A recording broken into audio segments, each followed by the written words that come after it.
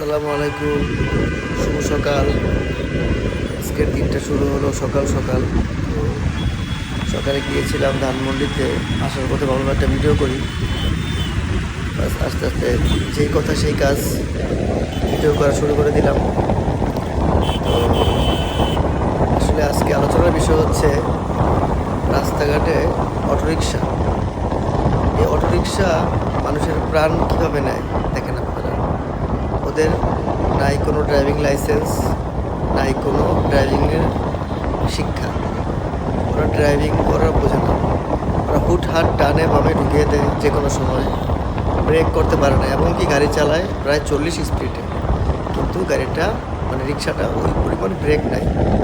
কিন্তু ওদের এতটুকু জ্ঞান নাই যে আজকে ওর বাচ্চা, আমার বাচ্চা বা আমার বৃদ্ধ মা বাবা যাদের আছে, তারা রাস্তা চলাচল করে হুটহাট